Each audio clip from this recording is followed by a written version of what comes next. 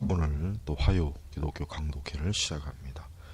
이 시간에도 기독교 강요를 또 천천히 읽어가면서 또 이 귀한 교리를 저희가 잘 배우고 이해함으로 또 우리 신앙이 영적으로 참 강건하고 온전할 수 있도록 인도해 주시옵소서. 이 시간도 함께 하시는 주님께 이 모든 것을 의탁합니다. 성령께서 특별히 더욱 이 귀한 시간에 참 은혜의 역사를 베푸소서. 예수님의 이름으로 기도 올렸습니다. 아멘. 자, 오늘 제 11장 구약과 신약의 차이점, 우리 기독교 강요 우리 13번째, 일반적으로 그 차이점은 왜 있는가. 자, 이제 구약과 신약의 차이점, 이제 이 14번째, 그 다음에 13번째, 14번째. 자, 교리를 단순하게 진술하도록 요구하는 한도 안에서 나는 이 4가지 혹은 5가지 요점으로 구약과 신약의 전체 차이점을 성실하게 잘 설명했다고 생각한다. 그러나 어떤 사람들은 교회를 다스리는 데 있어서 이러한 다양성과 여러 가지 교육 방법, 예식들과 의식들의 큰 변화들에 대해 조롱하고 있다. 그 때문에 우리는 역시 다른 문제들로 넘어가기 전에 그들에게 답변해 줘야만 한다. 그러나 그들이 반대하는 것에 대해서는 자세하게 논박할 필요가 있을 정도로 견고한 것이 아니기 때문에 그것에 대해서는 간단히 답변할 수가 있다. 그들은 말하기를 언제나 변함없으신 하나님께서 이와 같이 큰 변화를 허락하시고 그 자신이 한때 명하시고 권장하신 것을 후에 찬성하지 않으시는 것은 합당한 것이 아니라고 한다. 그러니까 이것은 마치 꼭 하나님이 그러면 이렇게 변하시는 분이냐, 그러니까 불변하시는 하나님인데 그러면 하나님은 이렇게 하나님의 그 말씀을 스스로 이렇게 위배가 되는 그런 것을 하시는 분이냐, 이제 그런 어떤 오해죠, 오해. 잘못 알고 있는 거죠. 이제 칼빈이 거기에 대해서 답변합니다. 이에 대해 나는 이렇게 답변하고자 한다. 즉 하나님께서 시대가 변함에 따라 각 시대에 유익하다고 생각되는 대로 다양한 형식들을 조절하셨다고 해서 하나님은 늘 변덕스러우신 분으로 간주해서는 안 된다는 것입니다. 일단 우리가 이제 하나님의 불변성이 하나님의 속성이에요. 그게 가장 기본적인 하나님의 어떤 속성이라는 걸 우리가 이제 일단 알아야 되죠. 그런 것을 전제로, 자, 농부가 그의 가족들에게 겨울에는 어떤 업무를 맡기시고 여름에는 다른 업무를 맡기는데 그 때문에 그가 일관성이 없다고 비난하거나 혹은 그가 자연의 연속적 질서와 일치되는 적절한 농사법칙에서 벗어났다고 생각하지 않을 것이다. 마찬가지로 가장이 자녀가 어릴 때는 이런 방식으로, 청년이 되었을 때는 다른 방식으로 가르치고 다스리고 지도한다고 해서 우리는 그 때문에 그를 변덕스럽다고 하거나 그의 목적을 버렸다고 말하지는 않을 것이다. 그렇다면 하나님께서 다양한 시대들을 적절하고 알맞은 표지들로 구분하셨기 때문에 그가 일관성이 없다고 비난하는 이유는 도대체 무엇인가? 후자의 비교는 우리를 완전히 만족해 준다. 바울은 유대인들을 어린아이에 비유했고 그리스도인들을 청년에 비유했다.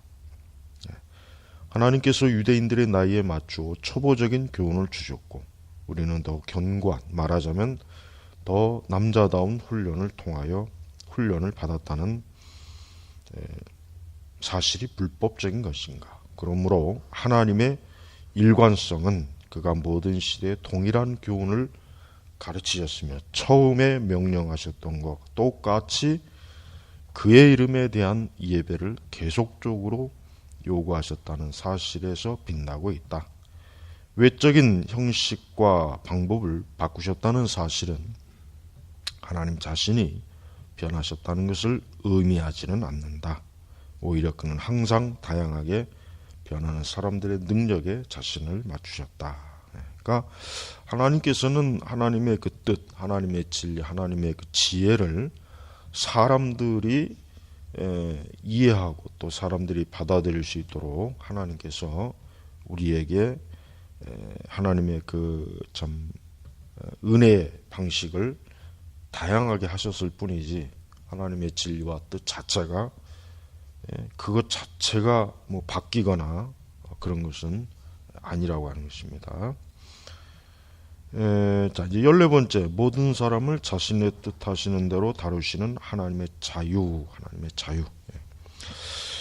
그러나 그들은 이렇게 반문한다. 하나님께서 그렇게 하시기를 원하지 않으셨다면 이러한 다양성은 어디에서 오는가? 하나님께서는 그리스도께서 오신 후와 같이 맨 처음에 상징 없이 분명한 말씀으로 영생을 계시할 수는 없었을까? 그렇죠. 그러니까 이 말은 뭐예요? 아예 처음부터 그냥 예수 그리스도의 구원, 십자가, 뭐 구약이고 신약이고 아예 구분 없이 처음부터 그렇게 하면 더 좋지 않겠느냐? 이제 그런 거죠. 이건 아주 당연한 의문이에요. 자, 그가 처음에 그의 백성들에게 몇 가지 분명한 성례들로 그의 백성들을 가르치시며 성령을 주시며 또한 온 땅에 그의 은혜를 널리 퍼뜨릴 수는 없었을까? 이것은 마치 하나님께서 그가 실제로 세상을 창조하시는 것보다는 훨씬 더 일찍 창조하실 수도 있었는데 그렇지 않으셨다거나 혹은 그가 겨울과 여름, 낮과 밤이 서로 교체하도록 만드셨다고 해서 하나님과 다투려고 하는 것과도 같다. 그러나 하나님께서는 모든 일을 현명하고 공정하게 행하셨다는 사실에 대해 의심해서는 안 된다. 그 일이 왜 그렇게 행해졌는지 그 이유에 대해 우리는 종종 알지 못하지만 경건한 사람이라면 모두 그것을 믿어야 한다. 우리에게는 숨겨진 계획을 하나님께서 하시는 데는 이유가 있을 것이라는 사실을 우리가 인정하지 않는다면 그것은 자신을 지나치게 평가하는 것이다. 그렇습니다. 항상 우리 성도들은 하나님께 우리가 마치 하나님보다 더 지혜가 많고 하나님보다 더 많은 것을 알고 있다. 하나님보다 우리가 더 낫다. 이런 생각은 추호라도 해서는 안 되겠죠. 우리는 항상 하나님의 지혜 앞에 우리는 늘 복종하고 순종해야지 마치 하나님보다 우리가 더 낫다. 하나님보다는 우리가 더 올바르다. 이런 것은 아주 잘못된 겁니다. 왜냐? 언제나 교회는 그런 사람들 때문에 교회가 부패하는 거예요. 그런 사람들 때문에 교회가 늘 타락하는 것입니다. 그런 사람들 때문에 복음이 왜곡되는 것이고 말씀이 부패하는 거예요. 그러니까 말씀 내용이. 그러니까 마치 하나님께서 하신 말씀이 시대적으로 맞지 않다. 이제는 틀렸다. 하나님의 그 방식은 이제 좀 잘못된 것 같다. 좀 더 새롭고 좋은 우리의 계획과 뜻을 이루자. 이게 다 이제 사실 교만한 거예요. 교만한 거. 그러나 그들은 말하기를 하나님께서는 옛적에 동물의 희생 제사들과 레위족 속의 제사장직의 모든 장식들을 기뻐하셨는데 지금에 와서는 그 모든 것을 멸시하고 싫어하시는 것은 이상한 일이라는 것이다. 마치 이러한 외적이고 덧없이 지나가는 어떤 방식으로든지 하나님을 기쁘시게 하거나 그에게 영향력을 미칠 수 있었던 것처럼 그들은 말하고 있는 것이다.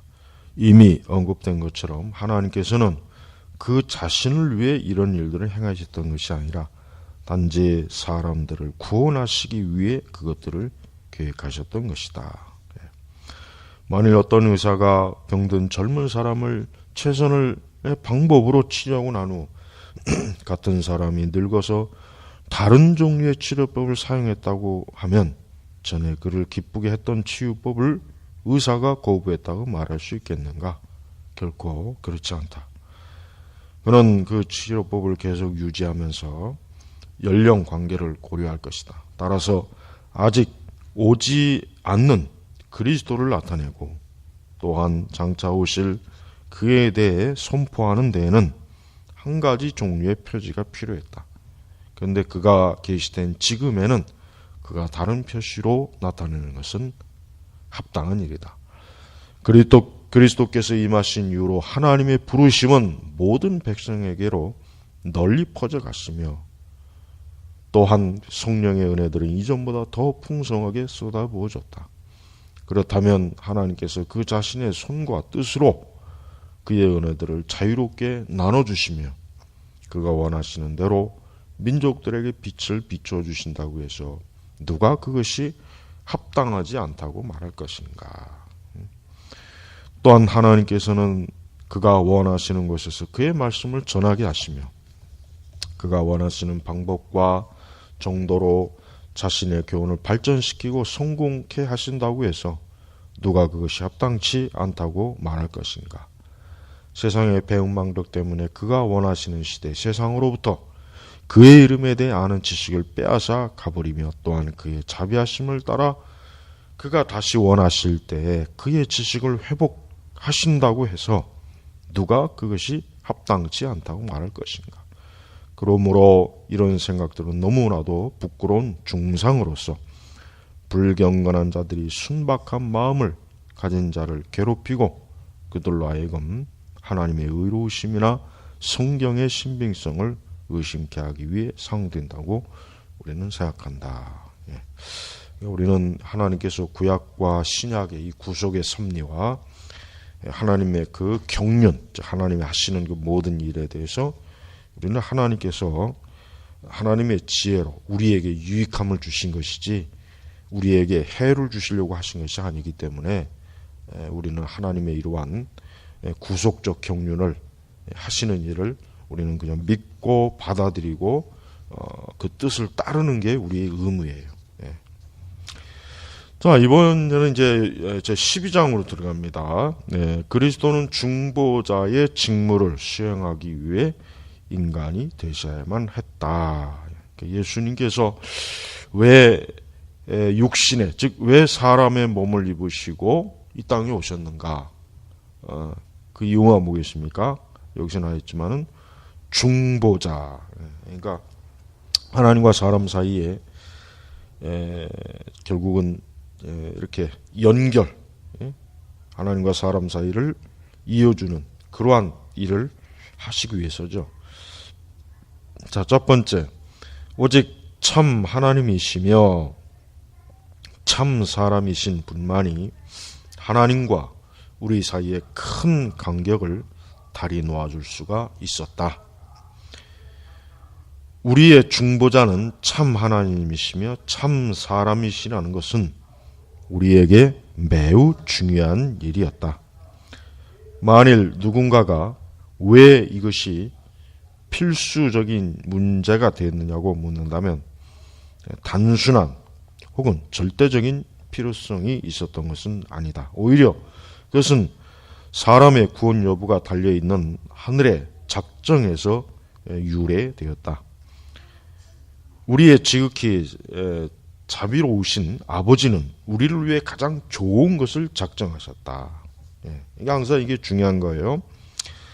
하나님께서는 우리에게, 즉 하나님의 백성들에게, 하나님의 자녀들에게 가장 좋은 것을 이루시는 분이고 가장 좋은 것을 펼치시고 계획하시고 가장 좋은 것으로 우리를 이끌어 주시는 분이에요. 그러니까 언제나 우리 성도들은 하나님이 하시는 일에 대해서 조금도 의문을 표시하면 안 돼요. 그러니까 믿음은 뭡니까? 믿음은 하나님이 하시는 일에 대해서 수긍하는 거예요. 그걸 인정하는 거예요. 그걸 그냥 아무런 의심이나 불평이나 또 원망이나 짜증을 내지 말고 하나님의 지혜, 하나님께서 보시기에 이것이 옳은 거구나 하고 그렇게 받아들이는 거예요. 그게 믿음이에요. 믿음. 그러니까 언제나 우리는 하나님이 하시는 일을 거기다가 의문을 달면 안 됩니다. 그건 좋은 신앙이 아니고 그건 나쁜 신앙이에요. 그런 건 신앙이라고 할 수 없어요. 하나님께서 뭘 하시든지 하나님이 하시는 일은 항상 옳습니다. 아멘입니다. 그게 참된 성도의 믿음의 모습이에요. 우리의 죄악은 마치 우리와 하나님 사이에 구름처럼 끼어 있어서 우리를 천국으로부터 완전히 격리시켜 버렸기 때문에 누구든지 하나님께 속하지 않고서는 화평을 회복시킬 중재자가 될 수 없었다. 그러니까 우리 자신의 죄로 인해서 우리 스스로가 중보자, 하나님 앞에 그러니까 우리 스스로가 나아갈 또는 우리 스스로 중보자가 될 만한 그런 자격이 안 된다 이거죠. 죄악으로 더러워진 우리 자신이 중보자 자체가 그럴 자격이 안 된다 이거죠. 자격 미달이죠. 그렇다면 누가 하나님에게 도달할 수 있는가? 누가 하나님께 도달할 수 있는가? 아담의 자손들 중에 하나인가? 결코 그럴 수 없었다. 그렇죠. 아담의 육신의 자손 중에 누구도 하나님께 이룰 수 있는 사람은 없죠. 성경이 우리 노아, 아브람, 다윗, 어느 누구라도 마찬가지입니다. 그들은 모두 그들의 조상처럼 하나님을 보기만 해도 두려워했다. 전사들 중에 하나인가? 그들도 역시 우두머리가 필요했으며 그 우두머리와의 유대를 통해 그들은 그들의 하나님과 견고하게 그리고 떨어지지 않게 붙어 있을 수 있다. 그러면 어떻게 해야 되는가? 하나님의 위엄 그 자체로 우리에게로 내려오지 않는다면 그 상황은 분명히 소망이 없었을 것이다. 왜냐하면 우리의 힘으로는 그에게로 올라갈 수 없었기 때문이다. 그리하여 하나님의 아들이 우리를 위하여 임마누엘, 즉 우리와 함께 계시는 하나님이 되시고 그렇게 하심으로써 그의 신성과 우리의 인성이 서로 연결되어 함께 성장할 필요가 있었다. 그러니까 하나님께서 참 이렇게 하나님 자신이 이렇게 그러니까 신성과 인성이 서로 결합, 여기서는 연결이라고 표현되어 있죠. 연결되어 그분이 이 땅에 오신 것, 그러므로 우리와 함께 하시는 것, 우리와 함께 하시는 하나님, 임마누엘, 그걸 얘기합니다. 그렇지 않았다면 아무리 하나님과 가까워진다고 할지라도 혹은 아무리 하나님과 충분히 친근하다고 할지라도 우리가 하나님께서 우리와 함께 계시기를 소망하는 만큼은 되지 못했다. 우리의 불결함과 하나님의 완전한 순결함 사이의 불일치는 그만큼 큰 것이다. 하나님은 완전히 참 순결하신 죄가 없으신 분인데 우리는 사람은 죄를 지었단 말이에요. 그러니 당연히 사람이 그런 더러운 죄악으로 완전하신 하나님께 나아갈 수는 없었던 거죠. 이게 바로 이게 우리 기독교 신앙에 가르치는 굉장히 중요한 핵심이에요. 이 세상의 다른 종교들은 그런 인간의 죄악을 인식을 못해요. 그런 인간의 죄를 인식 못해요. 그냥 인간이 어떤 식으로든 자기 스스로 뭔가 어떤 노력을 하고 열심을 내고 자기 스스로 뭔가 어떤 종교적인 뭔가를 하면 그걸 통해서 득도를 하든지 해탈을 하든지 어떻게 하든지 뭔가 사람이 온전하게 될 수 있다. 그것이 바로 뭡니까? 그게 바로 이제 이 세상 이방 종교의 모든 특징이 다 그래요. 다 그렇습니다. 그러나 우리 기독교는 아니죠. 인간은 먼저 자기 자신이 이렇게 죄인이라는 걸 알아야 돼. 죄가 불결하다, 더럽다, 흠이 있다 이거 흠이. 완전하신 하나님께 이르지 못하는 거죠. 사람에게 계속적으로 조금도 오점이 없었다고 할지라도 그의 상태는 너무나 비천했으므로 중보자 없이는 하나님에게로 가까이 나아갈 수가 없었다. 그러면 사람의 상태는 어떠했는가? 사람은 그의 치명적인 타락으로 말미암아 죽음과 지옥으로 떨어졌으며 많은 오점으로 더럽혀졌고 그 자신의 부패로 불결해졌으며 또한 모든 저주로 뒤덮였다. 이게 인간의 상태예요. 죄의 상태입니다. 그러므로 중보자에 대해 설명하면서 바울이 그는 사람이시다라는 사실을 우리에게 분명히 기억해야 한 것도 충분한 이유가 있다. 즉 하나님과 사람 사이의 중보도 한 분이시니 그 사람이신 그리스도 예수라. 디모데전서 2장 5절이요. 그는 여기서 하나님이신이라고 말할 수도 있었고 또한 하나님이란 단어를 생략했듯이 사람이라는 단어도 생략할 수 있더라. 그러나 바울의 입을 통해 말씀하시는 성령께서는 우리의 연약함을 아셨기 때문에 적절한 순간에 가장 적당한 방법을 사용하셔서 우리의 연약함을 도와주셨다. 즉 그는 하나님의 아들을 우리 중에 한 사람으로 친근하게 우리 가운데 세우셨다. 그러므로 누구든지 어디에서 중보자를 찾아야 하고 또 어떤 길로 그에게 나아가야만 되는지에 대하여 염려하지 않도록 하기 위해 성령께서는 그를 사람이라고 부르시며 그렇게 함으로 그가 우리와 가까이 계시면서 참으로 그는 우리의 육신이시기 때문에 우리와 접촉하신다는 것을 가르치셨다. 다른 곳에서 그는 이와 동일한 사실을 더 상세하게 설명하셨다. 우리에게 있는 제사장은 우리의 연약함을 채울하지 아니한 자가 아니요 모든 일에 우리와 한결같이 시험을 받은 자로서 때 죄는 없으시니라. 히브리서 4장 15절이요.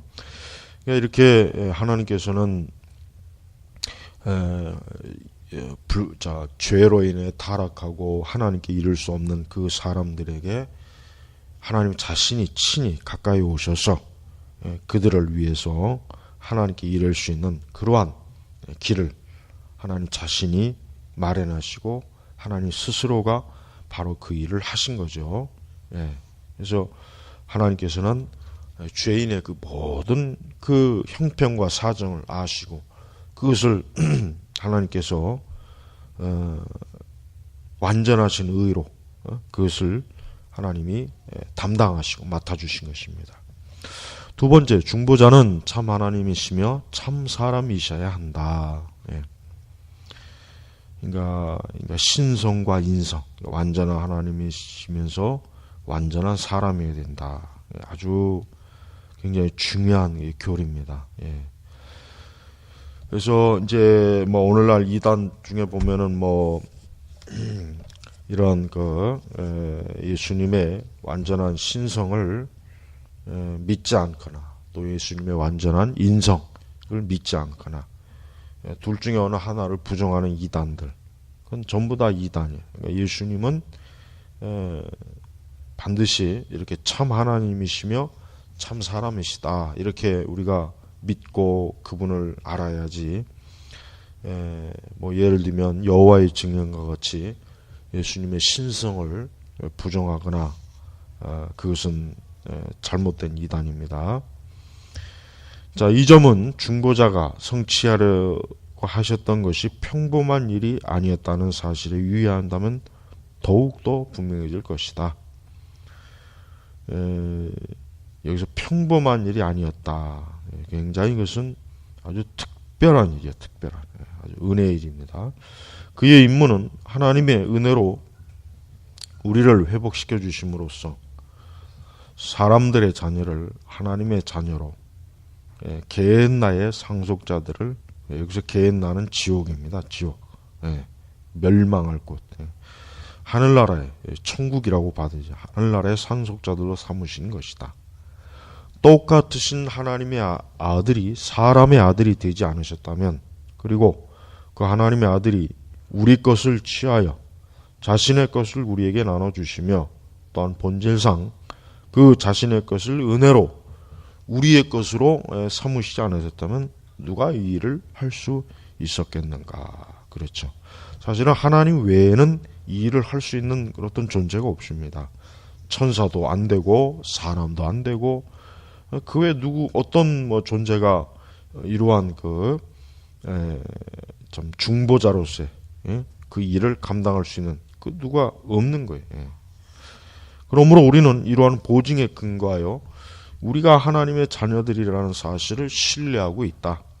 왜냐하면 본질상 하나님의 아들이신 분은 친히 우리 몸을 취하여 자신의 몸을, 우리의 살을 취하여 자신의 살을, 우리의 뼈를 취하여 자신의 뼈를 이루시어 우리와 하나 되셨기 때문이다. 그는 자기의 것을 우리에게 나눠주시고 하나님의 아들이심과 동시에 우리와 동일하신 사람이 되시기 위해 기꺼이 우리의 본성을 취하셨다. 즉 인성을 취한 거예요. 사람.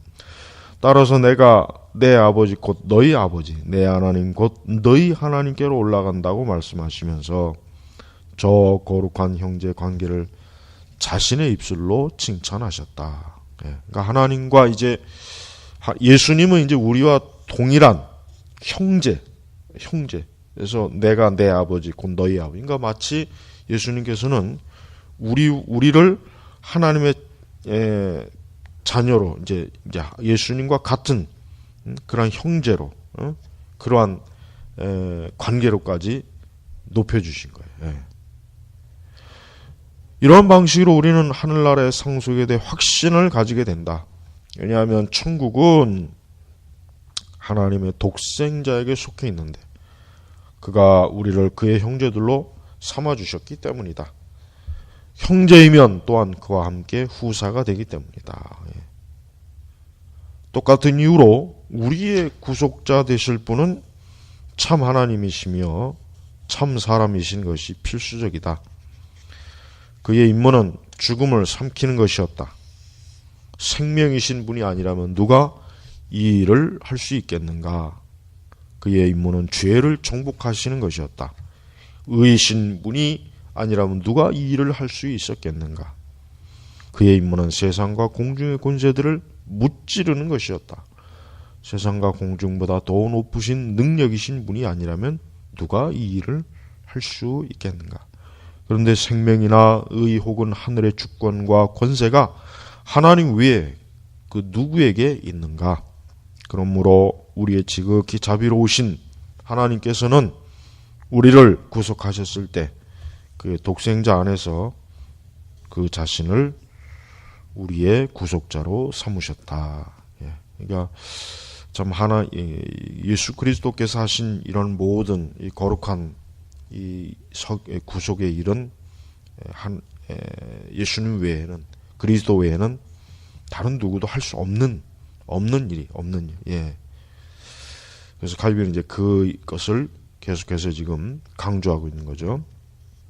세 번째, 참 하나님이시며 참 사람만이 우리 대신에 순종할 수 있었다. 이제 여기서 보면 이제 순종. 그러니까 예수님께서 우리를 대신해서 순종하시는 거. 왜냐하면 우리가 순종할 능력이 없어요. 인간은 하나님의 뜻을 완전히 정말 100% 순종할 수 있는 능력이 없어요. 그러니까 예수님이 우리 대신 순종해 주시는 거예요.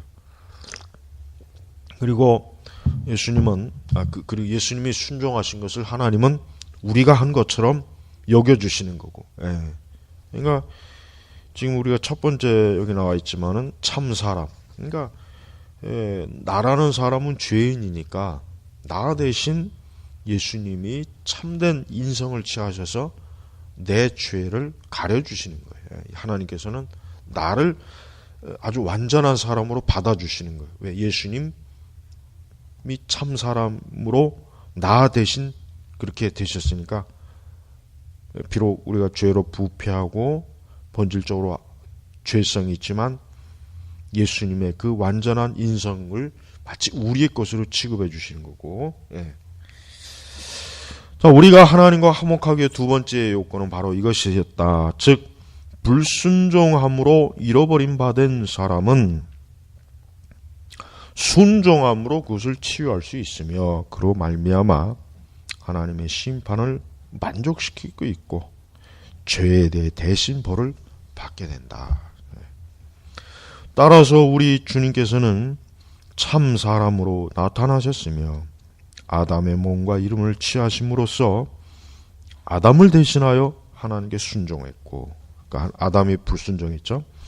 하나님께서 의로우신 심판을 이해하는 대가로 우리의 육신을 제시하셨으며 동일한 육신으로 우리가 마땅히 받아야만 하는 형벌을 친히 지불하셨다. 그러니까 우리 대신 순종하시고 우리가 받아야 될 형벌도 대신 십자가에 받으시고, 바로 이런 일을 하시기 위해서 예수님이 사람의 인성을 이 땅에 사람의 몸으로 오신 거예요. 요약한다면 오직 하나님으로서만은 죽음을 느낄 수 없으시고, 또한 오직 사람으로서만은 죽음을 정복할 수 없으시기 때문에 그는 인성과 신성을 결합하셔서 죄를 속하시기 위해서는 위하여는 인성의 연약함을 죽음에 내어 맡기시고 신성의 권능으로 죽음과 더불어 싸워 우리를 위해 승리를 얻으려고 하셨다.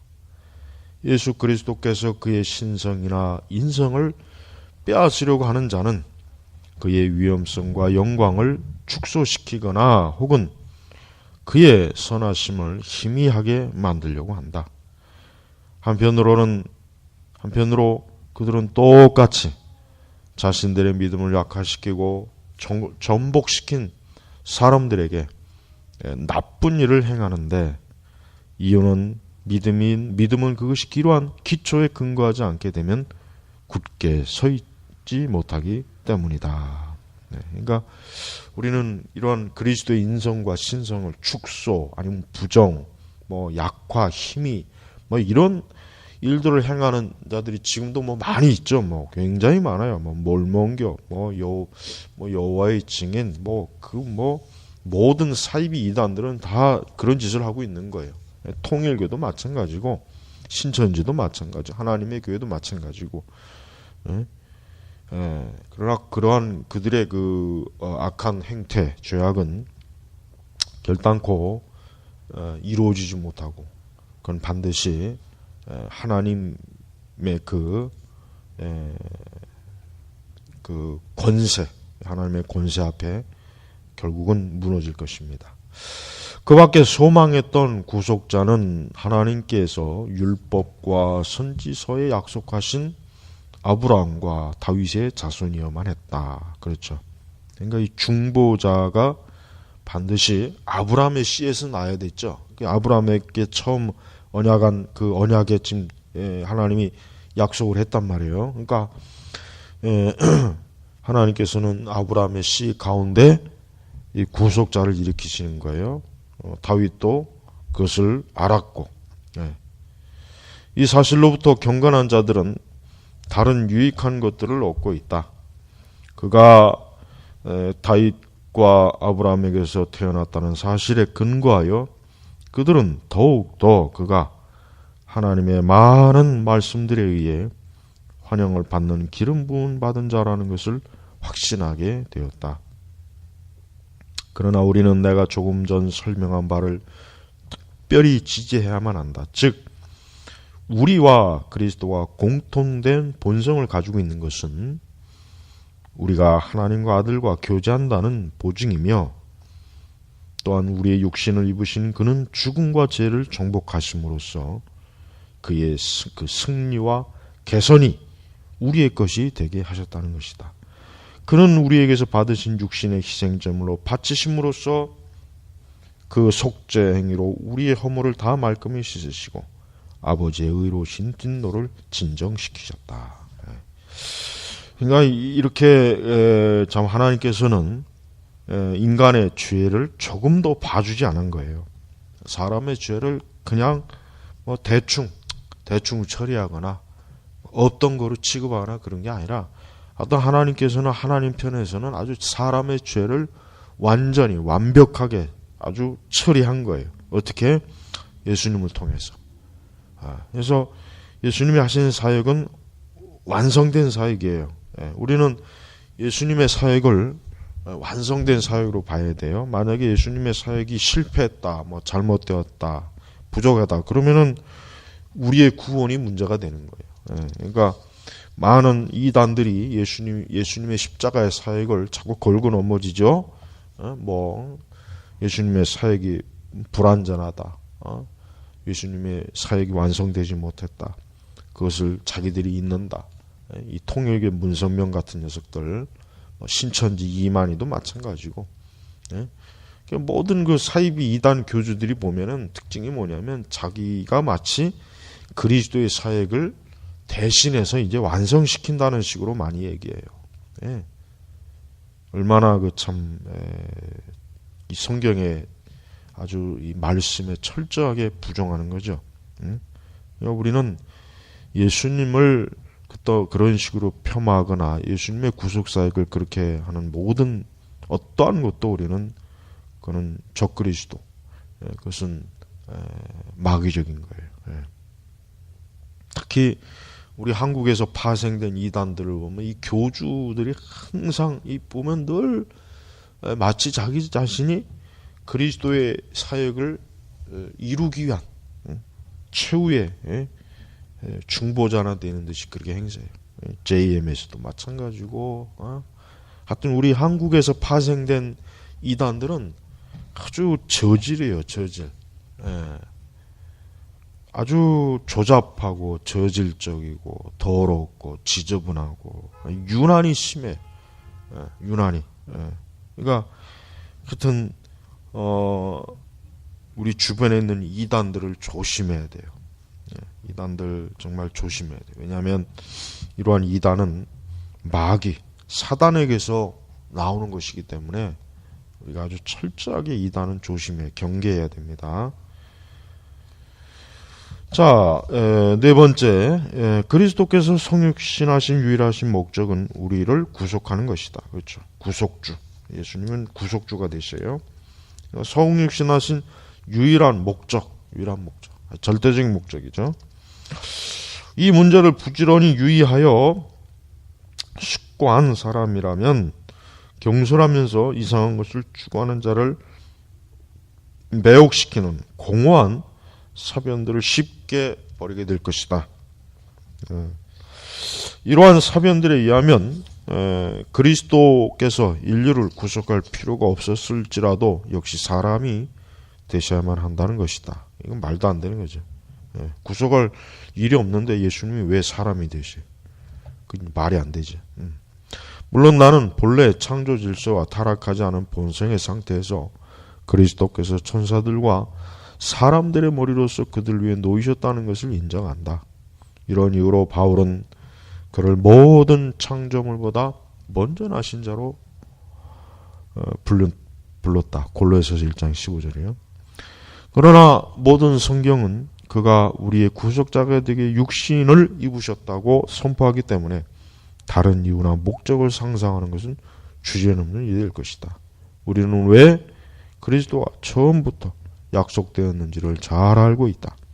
그것은 곧 타락한 세계를 회복시키고 잃어버린 바 된 인간들을 구원하려는 것이다. 이게 바로 예수님이 오신 목적입니다. 하나님께서 예수님을 보내신 목적입니다. 그러므로 율법 하에서 그리스도의 형상이 믿는 자들에게 소망을 주기 위해 희생제물로 표현이 되었는데 그 소망은 곧 그들의 죄 때문에 행해진 속죄를 통하여 그들과 회하시고 난 후 하나님께서 그들에게 은혜를 베푸시리라는 것이었다. 율법이 아직 선포되지 않은 시대에도 중보자가 피 없이는 결코 약속되지 않았기 때문에 우리는 그가 인류의 불결한 것을 깨끗게 하기 위하여 하나님의 영원하신 계획에 의하여 임명되셨다고 추론한다. 왜냐하면 피를 흘리는 것은 속죄 표시이기 때문이다. 그렇죠. 그래서 아담의 두 아들 가인과 아벨이 하나님께 제사한 이유가 바로 그거예요. 아벨은 피의 제사를 드렸지만 가인은 피 없는 제사를 드린 거예요. 그러니까 하나님께서 가인의 제사는 받지 않은 거란 말이에요. 이미 벌써 그때에도 벌써 하나님께서 이런 피의 제사를 하나님께 드리도록 이미 벌써 아담에게 알게 하신 거예요. 그걸 이미 계시하셨단 말이에요. 그때. 그러니까 우리는 그리스도께서 중간에 오셔서 피의 제사를 이루신 분이라고 생각하면 안 됩니다. 처음부터 아담이 타락한 이후부터 하나님께서 정하신 방식이에요. 그래서 선지자들은 그를 선포할 때 그가 장차 하나님과 사람 사이 화목자가 될 것이라는 사실을 약속했다. 화목자, 하나님과 사람 사이를 화해케 하는 거예요. 하나님은 진노하신 하나님이요, 죄인의. 그리고 사람도 역시 거룩하신 하나님을 적대적으로 대하잖아요. 적대적. 절대 사람이 하나님을 좋게 보질 않아요. 타락한 본성을 가진 인간은 하나님을 미워해요. 아주 하나님을 증오합니다. 그걸 우리가 알고 있어야 돼요. 그러니까 사람이 하나님을 미워하는 모든 이러한 참 죄악들은 그래서 항상 끊임없이 나타나는 거예요. 시대가 아무리 바뀌고 아무리 세대가 바뀌어도 이 사람 자체가 하나님을 미워하기 때문에.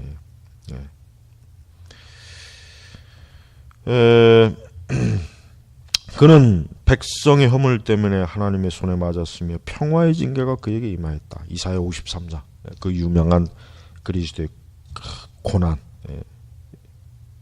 나타내는 말씀이죠. 이사야 53장. 또한 그는 대제사장이 되어 자신을 제물로 바치셨다. 히브리서 나와요.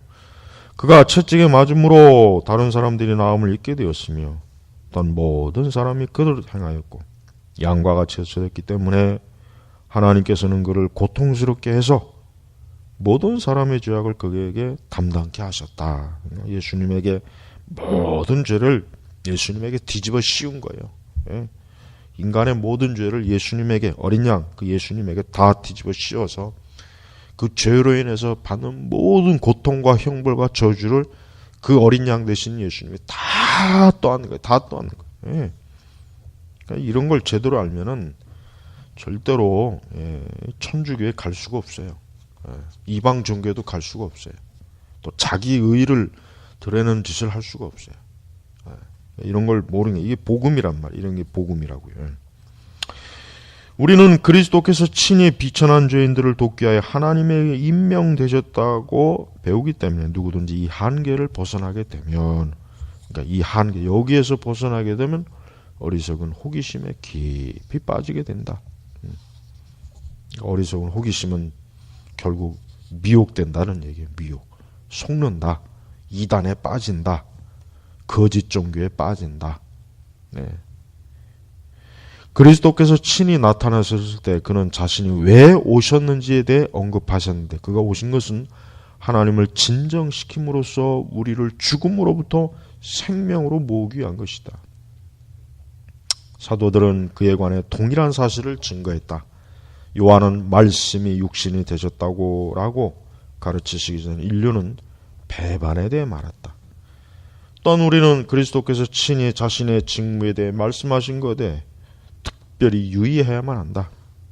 하나님의 세상을 이처럼 사랑하사 독생자를 주셨으니 이는 저를 믿는 자마다 멸망치 않고 영생을 얻게 하려 하심이라.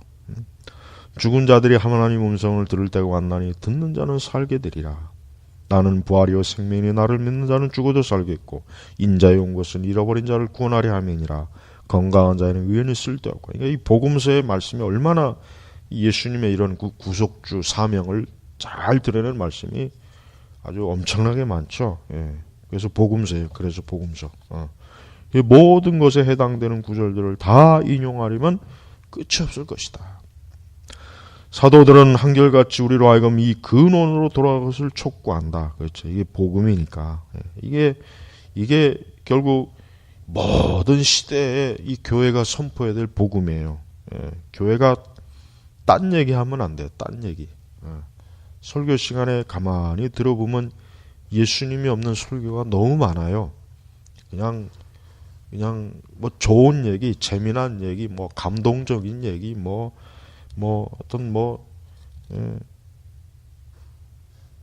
하여튼 들어서 나쁠 건 없지만은 어쨌든 좋은 얘기는 많은데 예수님에 대한 말씀이 빠져요. 그러니까 복음이 없는 거예요, 복음. 그러니까 우리가 그런 것을 듣고서는 우리의 신앙이 제대로 될 수가 없습니다. 그러니까 교회는 언제나 이 복음이 역사되어야 됩니다.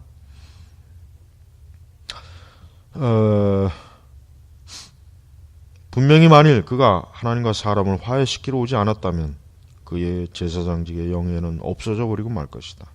왜냐하면 제사장은 하나님과 사람 사이를 중개하는 중재자로서 임명되기 때문이다. 그는 우리의 의인은 아니시다. 왜냐하면 그는 하나님께서 우리를 죄가를 우리에게 돌리게 하지 않으시도록 하기 위해 우리를 위해 희생제물이 되셨기 때문이다. 제물, 희생제물. 그러니까 스스로 죽음으로써 하나님 앞에 우리의 죄를 속죄하는 그 일을 예수님이 맡으신 거예요. 끝으로 그리스도께서는 성경이 그에게 붙이고 있는 모든 칭호들을 잃어버리게 되실 것이다. 또한 바울이 언급한 내용들, 즉 율법이 할 수 없는 일, 즉 우리를 위해 율법의 요구를 이루게 하는 일을 하게 하시려고 죄에 있는 육신의 모양으로 하나님께서 그의 아들을 보내셨다는 것도 없어지게 될 것이다. 그리고 바울이 다른 곳에서 언급한 이 거울에서 하나님의 선하심과 그의 무한하신 사랑이 그리스도께서 우리의 구속자로 오셨을 때 사람들에게 나타났다고 가르치는 것도 아무런 소용이 없을 것이다. 요컨대 하나님의 아들이 우리의 육신을 취하려고 의도하셨고 아버지께로부터 이 명령을 받으셨던 이유에 대해 성경이 유일하게 제시하는 것은 그리스도께서 우리를 위해 아버지를 진정시키기 위해, 여기서 진정, 이 진정이 뭡니까? 하나님은 죄인들에 대해서 지금 매일 날마다 진노하시는 분이기 때문에 그런 거예요. 이게 무서운 거죠, 사실은. 불신자들이 이것을 제대로 안다면 아마 한순간도 살지 못할 거예요. 그래서 에드워즈가 진노하시는 하나님의 손에 잡힌, 들린, 빠진 이 죄인들이라는 그런 제목으로 설교한 거죠. 이같이 그리스도가 고난을 받고 또한 그의 이름으로 회개가 전파될 것이 기록되었으니 아버지께서 나를 사랑하신 것은 나는 양을 위하여 목숨을 버리노라. 이 계명은 내 아버지에게서 받았노라. 모세가 광야에서 뱀을 든 것 같이 인자도 들려야 하리니. 또 다른 구절에서는 아버지여 나를 구원하여 이때를 명케 하소서. 그러나 이를 위하여 이때에 내가 왔나이다. 아버지여 당신의 아들을 영광스럽게 하옵소서. 여기서 그는 자신이 왜 육신을 입으셨는지 분명히 암시하셨다. 즉 그는 우리 죄를 없이 하는 희생제물과 속죄제물이 되시기 위함이다. 희생제물과 속죄제물. 이 속죄는 뭐예요? 속죄. 우리 죄값을 치르는 거죠. 죄값을 치르는 거예요. 예수님은 당신 자신이 십자가에 죽으심으로 우리 대신 형벌과 저주도 받았고 또 어때요? 우리 죄를 값을 치러줬어요. 배상했다는 거예요. 그러니까 공의로우신 하나님 앞에 이제 더 이상 우리 그리스도를 믿는 하나님의 자녀들은 더 이상 이제 자기 죄로 인해서 하나님께 죄값을 치를 필요가 없고 우리 죄가 또 여전히 속죄되지 않아서 여전히 내가 뭘 할 필요가 없어요. 그러니까 우리 천주교인들은 성당 다니는 가톨릭 교인들은 참 잘못된 거예요. 여전히 그들은 희생과 속죄의 일을 미사를 통해서 한단 말이에요. 미사. 그러니까 그 저주받는 짓, 저주. 그러니까 절대 우리 미사라가 뭔 일인지 무슨 기능을 하는지를 알아야 돼요. 그리스도께서 단번에 이루신 그 희생과 속죄 사역을 여전히 저 성당, 천주교에서 하고 있는 짓이 바로 그 짓이라고요. 아주 저주받을 짓이에요. 그러니까 이 천주교는 사제나 천주교 신자들은 절대 구원 못 받습니다. 지옥 갑니다. 천주교는 구원이 없어요. 단 0.1%도 천주교는 구원이 없다는 거 알아야 돼요. 천주교에 조금이라도 구원이 있다는 식으로 얘기하는 사람도 있어요. 그건 거짓말이에요. 그건 사기치는 거고, 그건 몰라서 무지해서 그런 거예요. 천주교는 구원이 없다. 성당에 나가는 사람, 어떤 사람도 구원받지 못합니다. 그들은 더 큰 지옥의 형벌을 받아요. 왜냐? 예수님의 이러한 희생 속죄 사역을 더럽힌 죄이기 때문에 더 하나님의 백조들은 저주받을 거예요. 그러니까 우리는 천주교가 저주받은 집단이라는 걸 아주 명백하게 우리 스스로가 알아야 돼요. 자꾸 천주교를 같은 교회로 여기기 때문에 지금 문제가 큰 거예요. 이런 걸 교회에서 좀 똑바로 가르치면은 얼마나 많은 지금 천주교에 가 있는 예전에 개신교도에 있다가 천주교에 있는 사람들 그들이 거기에 갔겠냐 이거예요. 거기에 차라리 다른 종교를 가는 게 차라리 100번 나아요. 전 그렇게 간다면 그나마 그럼 다시 복음으로 돌아오게 할 여지가 있지만, 이건 천주교는 기독교를 너무나 모방을 많이 했기 때문에 많은 사람들이 천주교를 자꾸 교회, 기독교 같은 거로 취급해요. 참 안타까워요. 너무 안타까워요. 하여튼 하나님께서는 절대로 교황과 추기경과 사제들과 수녀들과 이들을 결단코 용서하지 않습니다. 그들에겐 지옥의 모든 무서운 형벌이 다 넘쳐날 것입니다. 모든 교황들은 다 지옥에 갔고, 모든 추기경과 모든 사제들과 모든 수녀들은 수많은 영혼들을 지옥으로 끌어들이는 아주 악한 악랄한 범죄자들이기 때문에 저들은 반드시 하나님의 그 지옥의 형벌 중에서 아주 더욱 무서운 지옥의 형벌을 받을 거예요. 자, 동일한 방식으로 사개라도 그리스도는 죽음의 그늘에 앉은 자에게 빛을 비추시고 족장들에게 약속하신 바대로 오셨다고 선포했다. 우리는 이 모든 일들이 하나님의 아들에 대해 언급된 것임을 잘 알고 있다. 그 하나님의 아들은 바울이 다른 곳에서 증언했듯이 그의 안에는 지혜와 지식의 모든 보화가 감춰있는 분이다. 또한 바울은 그를 떠나서는 자신은 아무것도 모른다고 그를 자랑했다. 자, 오늘은 이제 여기서 끝내겠습니다. 이 12장 그리스도의 중보 너무나 중요합니다. 복음의 핵심입니다. 또 이번 12장 앞으로 계속하면서 영광스러운 우리 주 예수 그리스도의 이 구속의 사역을 깊이 알고 또 깨닫고 믿으시길 바랍니다. 기도하겠습니다. 하나님 아버지 감사합니다. 오늘도 우리 주님께서 함께 하시고 돌보시니 감사합니다. 그리스도의 영광스러운 이 복음, 하나님의 이 복음, 이 구속의 이 거룩한 것을 저희가 더 알기를 힘쓰고 바르게 믿고 바르게 참 증거할 수 있는 능력과 지혜를 허락하소서. 오늘도 감사하며 예수님의 이름으로 기도 올렸습니다. 아멘.